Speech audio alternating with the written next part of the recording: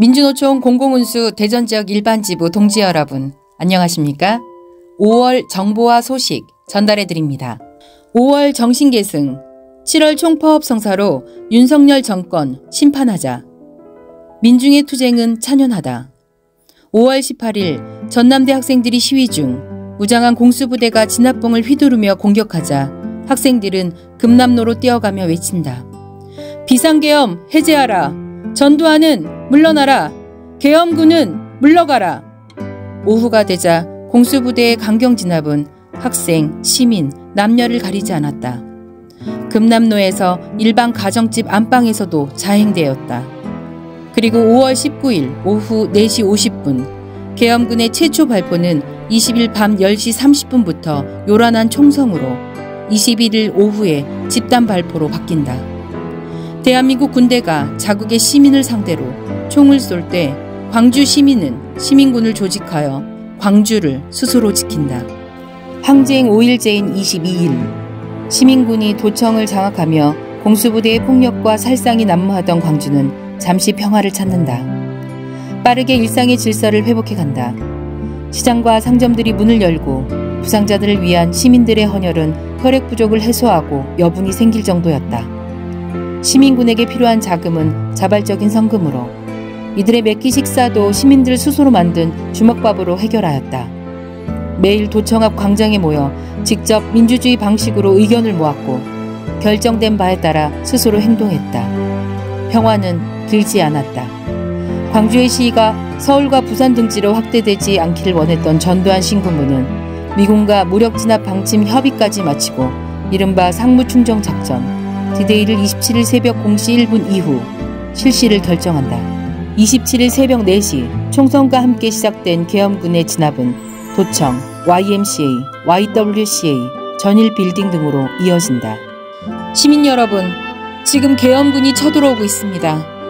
사랑하는 우리 형제, 우리 자매들이 계엄군의 총칼에 숨져가고 있습니다. 우리 모두 계엄군과 끝까지 싸웁시다.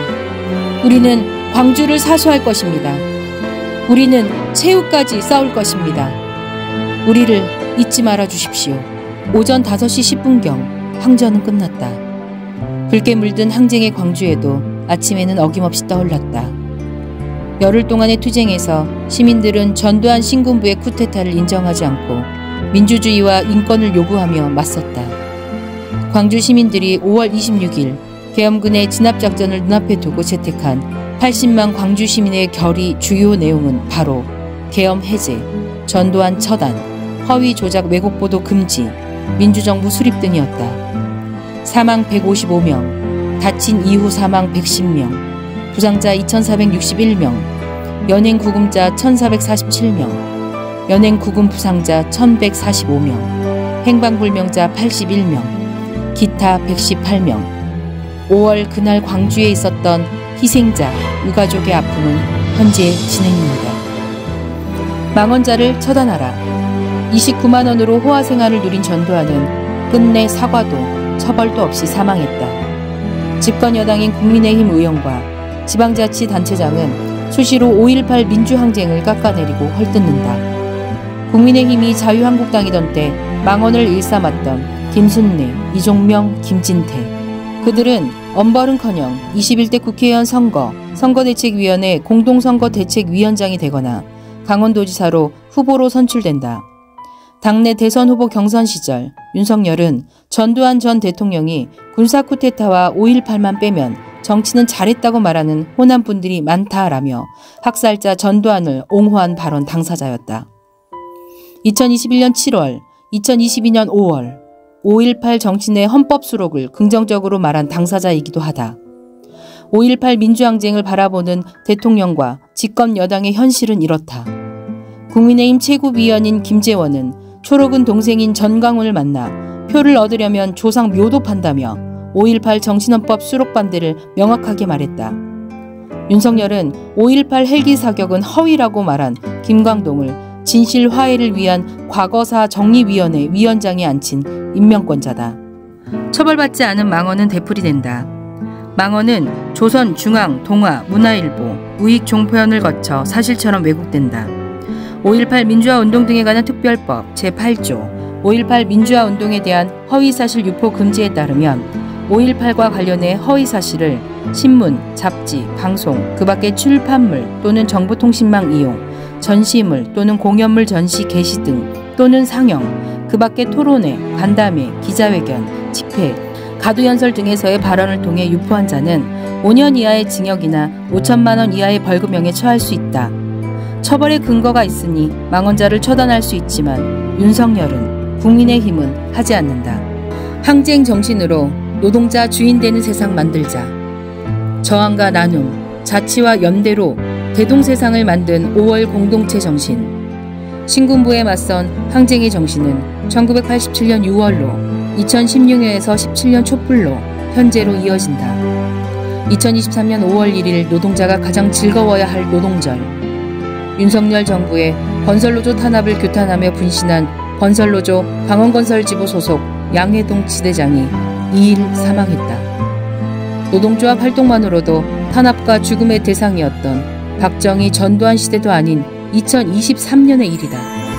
존경하고 사랑하는 동지 여러분, 저는 자랑스러운 민주노총 강원건설지부 3지대장 양회동입니다. 동지분들은 힘들고 가열찬 투쟁을 하시는데 저는 편한 선택을 한 것 같습니다. 하지만 항상 동지분들 옆에서 힘찬 팔뚝질과 강한 투쟁의 목소리를 높이겠습니다. 꼭 승리하여야만 합니다. 윤석열의 검찰 독재 정치, 노동자를 자기 앞길에 걸림돌로 생각하는 못된 놈 꼭 퇴진시키고 노동자가 주인이 되는 세상을 꼭 만들어주세요. 동지 여러분, 사랑합니다. 투쟁!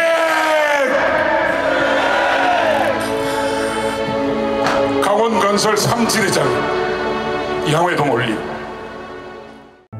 양 지대장은 유서에서 윤석열의 검찰 독재 정치, 노동자를 자기 앞길에 걸림돌로 생각하는 못된 놈 꼭 퇴진시키고 노동자가 주인이 되는 세상을 꼭 만들어달라고 했다. 윤석열과 고용노동부 장관 이정식, 국토교통부 장관 원희룡은 불법 다단계 하도급, 만연한 안전수칙 위반 등 건설업계 온갖 비리와 불법은 눈감아주고 있다. 건설 노동자를 상대로 1월부터 압수수색 13차례, 구속 15명, 조합원 소환조사 950여 명 등으로 탄압 중이다.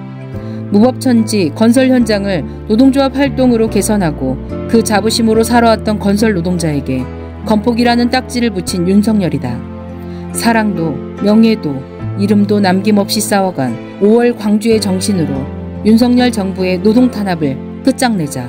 정당한 노동조합 활동을 탄압해 동지를 분신에 이르게 한 살인 정권에 맞서는 전면적인 투쟁에 나서자. 7월 총파업 성사로 윤석열 정권을 심판하자.